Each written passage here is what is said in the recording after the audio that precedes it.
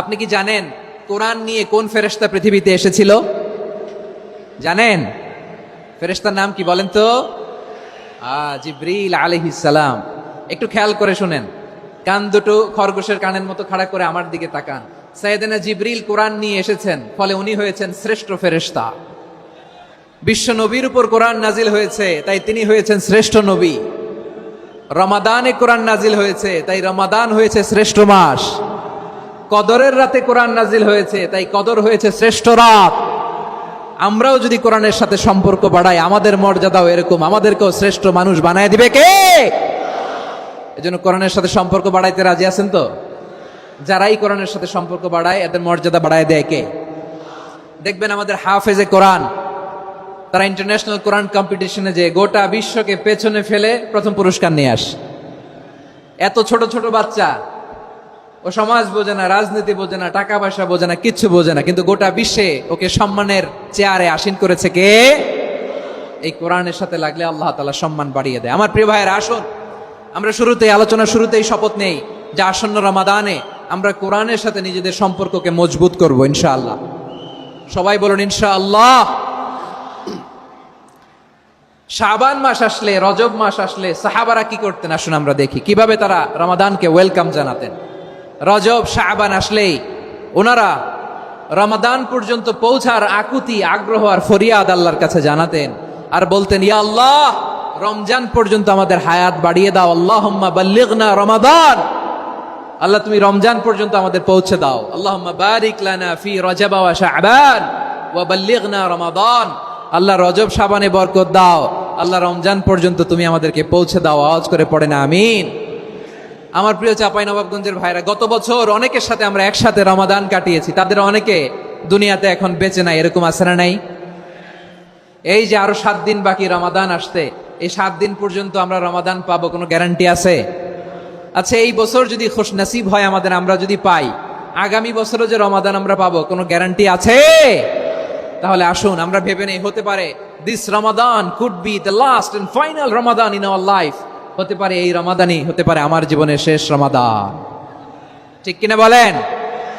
তাই আসুন আমরা আল্লাহর কাছে দোয়া করি, আল্লাহুম্মা বাল্লিগনা রমাদান, আল্লাহ তুমি রমাদান পর্যন্ত আমাদেরকে পৌঁছে দাও। আওয়াজ করে পড়েন আমিন। ইবনু রাজব আল হাম্বলি লাতাইফুল মাআরিফের মধ্যে লিখেছেন, সাহাবারা ওনারা রমাদান কেন্দ্রিক, আমাদের সালাফ সালফে সালেহিনরা রমাদান কেন্দ্রিক জীবন কাটাতেন। ওনারা রমজান আসার 6 মাস আগে আল্লাহর কাছে দোয়া করতেন, আল্লাহ রমজান পর্যন্ত পৌঁছে দাও। রমজান চলে যাওয়ার পরে বাকি 6 মাস আল্লাহর কাছে দোয়া করতেন, আল্লাহ এই রমাদানে যে ইবাদত করেছি, এই ইবাদতগুলো তুমি কবুল করে নাও। সুবহানাল্লাহ। তাহলে পুরো বছর রমাদান কেন্দ্রিক জীবন। রমজান আসার আগে 6 মাস দোয়া করতো, আল্লাহ আমরা যেন রমজান পাই। রমজান চলে যাওয়ার পরে বাকি 6 মাস বলতো, আল্লাহ রমজানে যে ইবাদত করেছি এগুলো তুমি কবুল করে নাও। সুবহানাল্লাহ। আবার এই শাবান মাসে আল্লাহর হাবিব সাল্লাল্লাহু আলাইহি ওয়াসাল্লাম সবচেয়ে বেশি রোজা রাখতেন। কানা ইয়াসুমু শাবানা কুল্লাহ, সবচেয়ে বেশি রোজা রাখতেন শাবান মাসে। ওয়া কানা ইয়াসুমু শাবানা ইল্লা কলিলা, শাবানের অল্প কয়েকদিন ছাড়া পুরো শাবানটাই বিশ্বনবী রোজা রাখতেন। সুবহানাল্লাহ পড়েন। এই শাবানে আপনারা রোজা রাখছেন তো? রাখছেন? আল্লাহ তুমি কবুল করো, আমরা সবাই পড়ি আমিন। মাইকের সাউন্ডটা একটু উইক মনে হচ্ছে, একটু স্ট্রং করতে হবে সামান্য। মাইক অপারেটর যিনি আছেন একটু স্ট্রং করবেন, আমার শাউট করে কথা বলা লাগতেছে, একটু স্ট্রং করবেন মেহেরবানি করে, মাইকের সাউন্ডটা একটু স্ট্রং করবেন। প্রিয় ভাইরা, এই শাবান শেষে আমাদের মধ্যে আগমন করবে রমাদান, এবং এই রমাদানুল মুবারক আল্লাহ তাআলা আমাদের জন্য সিয়াম ফরজ করেছেন। কি ফরজ করেছেন?